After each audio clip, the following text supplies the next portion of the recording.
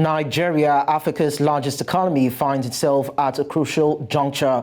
Despite boasting a vibrant and diverse economy, the nation grapples with a complex set of challenges that hinder its full potential. Now, while the non-oil sector presents glimmers of hope, the overall GDP growth remains sluggish, falling short of expectations and necessitating strategic interventions to propel it forward. This was the scope of discussion from a report that analyzed Nigeria's GDP for the third quarter of 2023. It was noted that a GDP growth of 2.54% in Q3 2023 was indicative of a resilient Nigerian economy, demonstrating notable recovery from previous economic challenges, and that new economic policies can further liberate and grow the Nigerian economy if well thought out and implemented. This morning, Dr. Ifeanyi Ubah, Investment Research Associate, Commercial Partners, joins me to talk more about this. Dr. Ubah, thank you so much for joining us. Thank you for having me. Now, Nigeria's gross domestic product has fluctuated significantly between 2015 and now, experiencing periods of both growth and recession. That's between 2015 and 2023. What are the factors you would say that contributed to its growth and decline within this time frame? Well, Nigeria has been susceptible to various economic shocks, both internal and external. And part of the external economic shocks we can see are the crisis in Ukraine and COVID-19 that actually halted our economic recovery, But aside from that, we also have challenges like security challenges and, food security challenges and also policy challenges. We have the mismatch between fiscal and monetary policy. While the monetary policy might be looking at a contractional move, the fiscal policy might be having more interventionist policy. So we have that disconnect between fiscal and monetary policy. And remember, the Nigerian economy is very highly correlated with the price of oil. So the volatility in the oil market also plays a crucial factor in the movement of the GDP from 2015 to date. Let's look at the pandemic. After the peak of COVID-19, which has resulted in a GDP decline of 1.92%, Nigeria witnessed a sharp economic rebound to 3.40% in 2021 and a further growth to 3.54% in 2022. So from what you're saying, are you attributing this little bit of growth in some areas and some declinations in other areas to the strategic policies and interventions of government? Because some people have said that the non-oil sector in a way also contributed to the minimal or appreciable growth that we saw. So how do we marry this together, looking at government policies and the contributions of the non-oil sectors? Well, I think it's a little bit of both. We should remember that the COVID-19 came with a lot of stimulus packages in forms of government intervention that also played a pivotal role. And these stimulus packages didn't just come from the fiscal policy side. We also had monetary policy authorities giving some stimulus in order to boost the economy. So we should attribute the growth to both the non-oil sector and also government intervention around the COVID-19 period, because as you understand, there has to be a policy lag. So policy implemented previous months would start having its implementation effect in current times. So if we are to attribute the growth, we have to also add the government policies as well as the resilient non-oil sector. All right, so this is what we're going to do, Dr. Ubah. You stay with us for a while, and for those watching us, we go on a short break, and when we return, we'll look at the non-oil sector and the ones that are viable and, of course, has been performing well in terms of their contribution to the nation's GDP, and see if there could be some more appreciable growth that could also be recorded from them. We'll be back in a bit.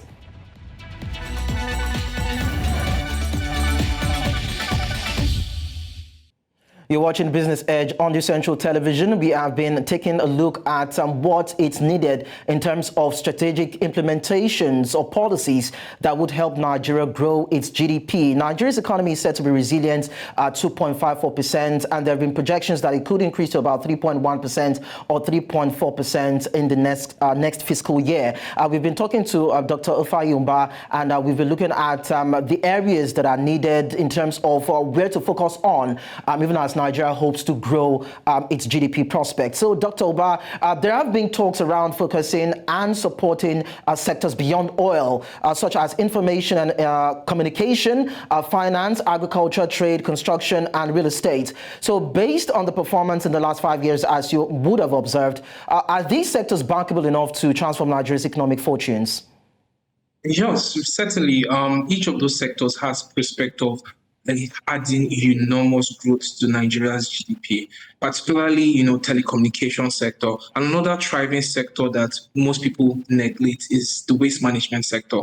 It was part of the top contributors to GDP as of last quarter to Q3 2024. So diversifying the resources of the government in order to stimulate growth through special directive or other policies to these sectors might actually become a stimulus to propel more growth in Nigeria.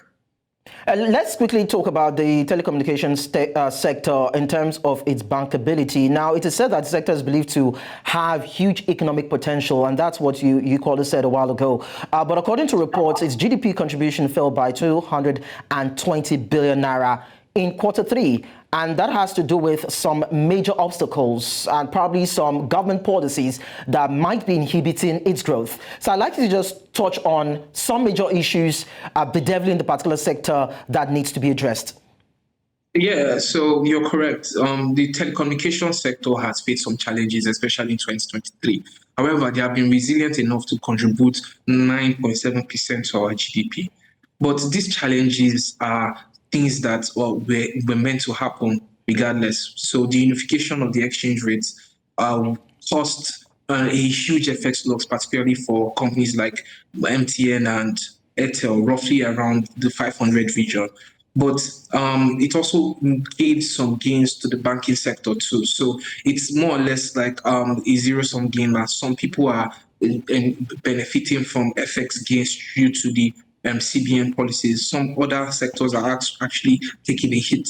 But the telecommunication sector seems to be resilient enough to take that hit and also, come back with a bigger portion to, propel growth. Another thing that might actually have affected this sector is the uptick in inflation. As we know that inflation would increase the operational cost of companies doing business in Nigeria. And if this continues, it would also reduce the impact of these telecommunication sectors to contribute adequately to growth. However, the saying that the night is darkest before its light comes into play. As I feel that this little decline is just positioning in order to benefit from the business environment that is supposed to be more favorable from 2024.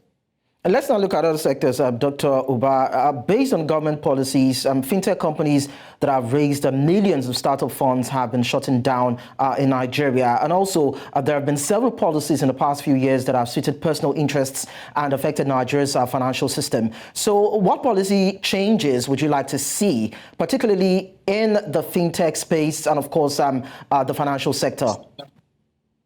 Okay, yeah. So we have seen so many companies come and leave Nigeria space. And one of the major policy decisions I would like to see the government take is transparency. We need more clearer regulatory framework, particularly for new innovative companies, because when there are clearer regulatory framework, Nigeria can be a hub for Africa fintech, right? So if Nigeria creates a favorable business environment in such a way that entrepreneurs can come, have access to good human and capital resources in order to propel growth for the organizations, this would, encourage fintechs to not only pick Nigeria as its destination, but still remain there as they continue to grow their companies.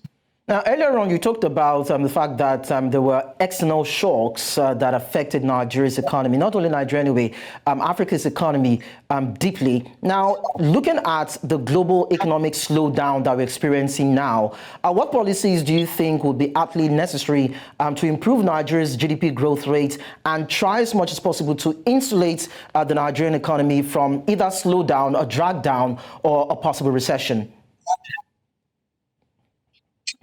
Well, it's very difficult because of the effects of globalization and the interconnectivity of Nigeria with other countries to isolate ourselves from global economic shocks. But creating a good and enabling environment for a good business and trying to keep a hold on inflation should be a paramount objective of Nigeria.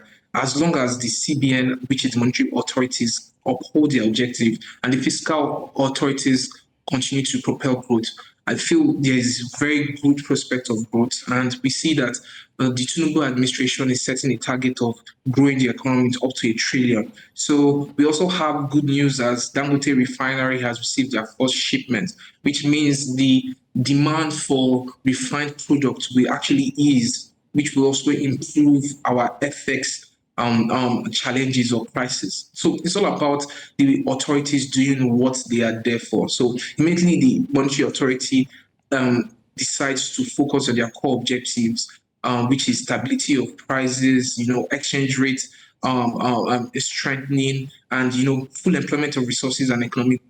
I feel we'll be able to, in some ways, become more resilient or less susceptible to external shocks. Now, earlier on, we talked about a couple of non-oil sectors that probably might have the ability to transform the Nigerian economy. But I'd like to quickly find out from you, which of these sectors do you think need a critical and immediate intervention? Which ones, in your own opinion, would you say need a pivotal kind of a policy that will drive sustainable growth, most especially as we look towards 2024, and would also help improve the GDP? And in what amount, in terms of the level of interventions that you would be expecting to be channeled into these sectors to drive accelerated growth?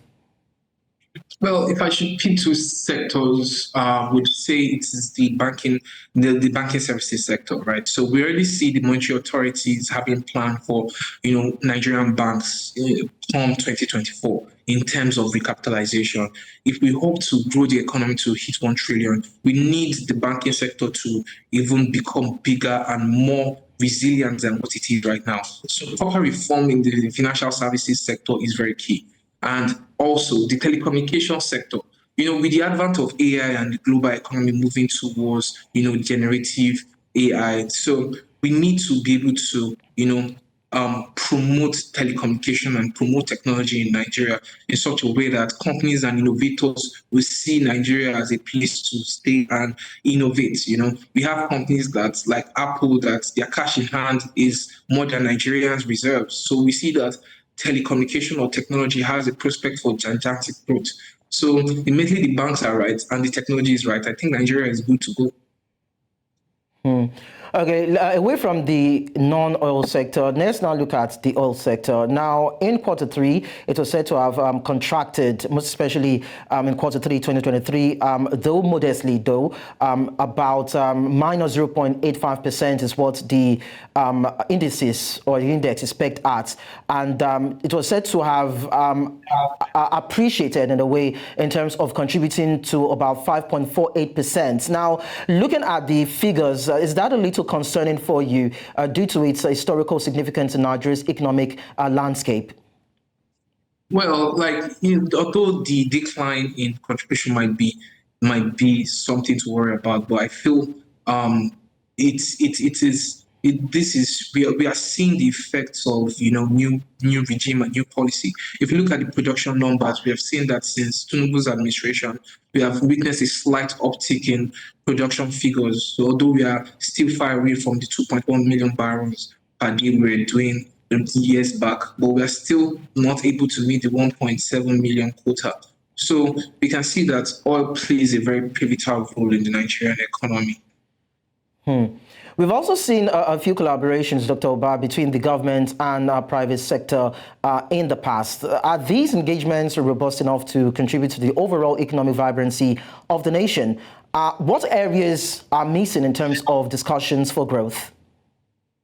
Yeah, we have seen significant contribution. In fact, one notable one is the one of Dangote, where NNPC has a 20% stake in the refinery. Once it comes into the Nigerian stock exchange market, it's going to be one of the the most capitalized stock, and it's going to be a driver of economic growth. So we see that the Nigerian economy, or the Nigerian government, has seen that, okay, oil is a crucial aspect, and investing with private sector can actually lead to benefits. But we also need those sorts of partnerships with other companies, so that, we don't have something like a monopoly when it comes to oil.